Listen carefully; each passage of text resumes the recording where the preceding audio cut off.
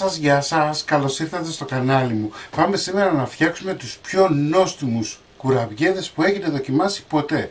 Με αγνά υλικά. Θα εστιάσετε στο χτύπημα το καλό και στο καλό βούτυρο, έτσι.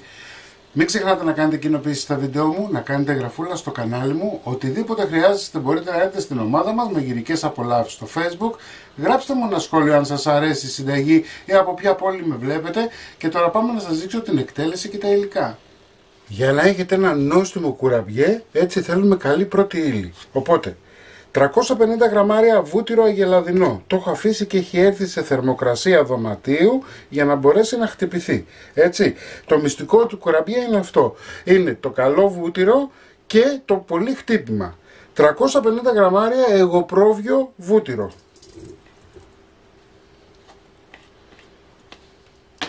Ωραία. Αφού βάλαμε λοιπόν το βούτυρο, θα βάλουμε 150 γραμμάρια κρυσταλλική ζάχαρη. Αυτό είναι το μυστικό σε αυτή τη συνταγή. Κρυσταλλική ζάχαρη και όχι άχνη. 150 γραμμάρια.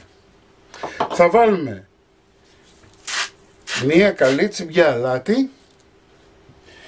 Θα το βάλουμε στο μίξερ και θα χτυπήσουμε τουλάχιστον για 7 με 8 λεπτά.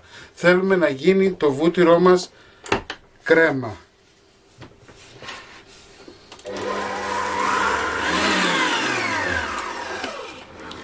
Λοιπόν, κοιτάξτε πως έχει αφρατέψει το βούτυρο, έτσι, είμαστε στα 3 λεπτά, θα συνεχίσω το χτύπημα, απλά σας δείχνω πως είναι η υφή του στα 3 λεπτά, έτσι.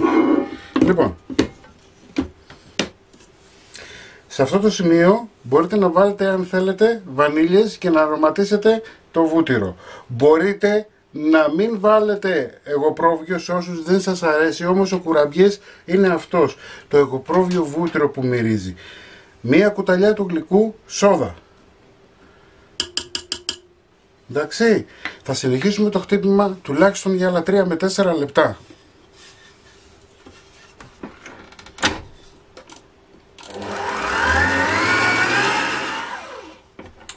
Λοιπόν, μετά από 7 λεπτά είμαστε έτοιμοι, έτσι.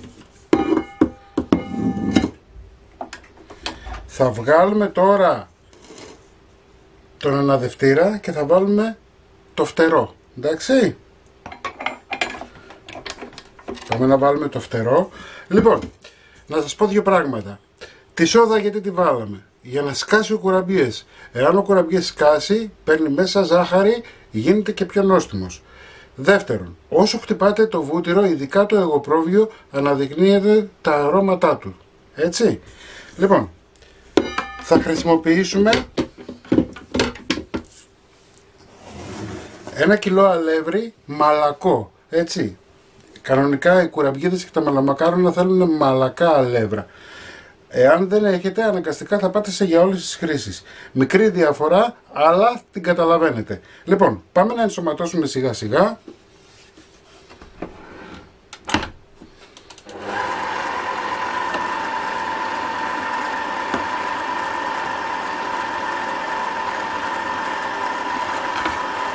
Όπως βλέπετε πλέον το έχω σε χαμηλή ταχύτητα, γιατί τώρα που ρίχνουμε το αλεύρι δεν θέλουμε να ταγκιάσει το βούτυρο.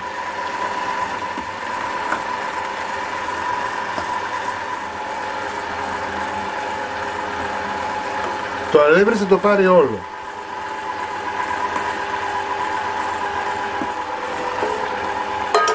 Και αφού τώρα πήρε όλο το αλεύρι, θα το αφήσουμε να ενσωματωθεί με το βούτυρο. Πάμε να δούμε τι κάναμε. Λοιπόν, ο κουραμπιές πρέπει να έχει αυτή την υφή, βλέπετε.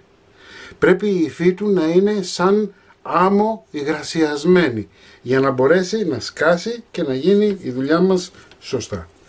Λοιπόν, εδώ έχω 250 γραμμάρια αμύγδαλο καβουρδισμένο. Τι έχω κάνει? Έχω κόψει το αμύγδαλο στη μέση.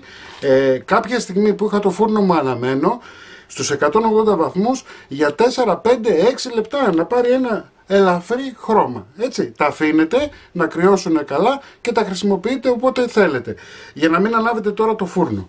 Λοιπόν, ρίχνουμε μέσα το αμύγδαλο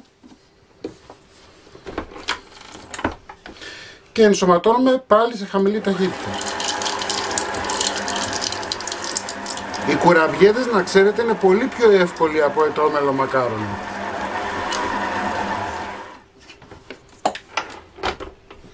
Κοιτάξτε πως πρέπει να είναι ο κουραμπιές. Βλέπετε.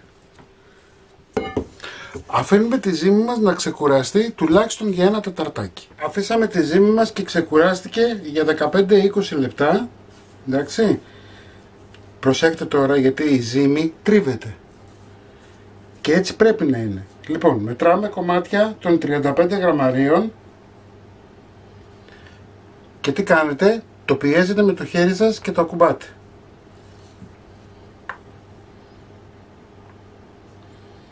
Κομμάτια των 35 γραμμαρίων το πιέζετε και το ακουμπάτε. Πιέζετε μέσα στην παλάμη σας και απλά κάνετε αυτό. Τίποτα άλλο. Αφού τον έχουμε κάνει μπαλάκι, θα τον ακουμπήσετε μπαλάκι στο ταψί. Μην μπείτε στη διαδικασία να κάνετε αυτό. Έτσι, γιατί με το λόγο του βουτύρου θα απλώσει και τώρα όπως είναι έτσι θα απλώσει ακόμα πιο πολύ. Οπότε τι θέλουμε? Θέλουμε ένα μπαλάκι. Το βάζουμε έτσι και θα απλώσει μόνος του να πάει εκεί που θέλει. Έτσι. Το βάζω σε ταψί με λαδόκολλα. Παίρνω άλλο στα χέρια μου. Η φουρναρέοι παλιά, επειδή τα υλικά ήταν πολύ ακριβά, τι κάνανε? Κάνανε αυτό. Και καλά για να μπαίνει πιο πολύ άχνη ζάχαρη μέσα. Αλλά ο σκοπός ήταν άλλος. Οπότε μην μπείτε στη διαδικασία να το κάνετε αυτό, δεν υπάρχει λόγος. Μόλις γεμίσει το ταψί, θα ψήσετε στους 170 βαθμούς, έτσι, και αφού έχει ζεσταθεί ο φούρνος, στους 170 βαθμούς αντιστάσεις πάνω κάτω για 30 με 35 λεπτά. Λοιπόν, οι κουραμπιέδες μας είναι έτοιμοι ψημένοι, όπως σας είπα, 30 λεπτά, 30 με 35 λεπτά, είναι ανάλογα τη δύναμη του φούρνου. Δεν τους ακουμπάτε μόλις τους βγάλετε από το φούρνο, τους αφήνετε να στεγνώσουν, γιατί υπάρχει περίπτωση να πάθετε έγκαυμα αφενός και αφετέρου να σας σπάσουν. Έτσι, τους αφήνουμε να κρυώσει και θα τους αχνίσουμε σε λιγάκι. Αφού αφήσαμε και κρυώσανε οι κουραμπιέδες μας καλά, ψεκάζουμε με λίγο ανθόνερο, έτσι, τον ευουτάμε μέσα και οι κουραμπιέδες μας είναι έτοιμοι. Εάν δεν θέλετε να βάλετε ανθόνερο, μπορείτε να βάλετε νεράκι. Έτσι, λίγο. Δεν θέλουμε πολύ, θέλουμε τόσο για να κολλήσει η ζάχαρη. Η άχνη που θα βάλετε είναι 400 γραμμάρια περίπου. Λοιπόν, μην ξεχνάτε να κάνετε κοινοποίησεις στα βίντεο μου, να κάνετε εγγραφούλα στο κανάλι μου. Οτιδήποτε χρειάζεστε μπορείτε να έρθετε στην ομάδα μας Μαγειρικές Απολαύσεις στο Facebook και εμείς θα τα ξαναπούμε πάλι με ένα επόμενο βίντεο. Γεια και χαρά σας!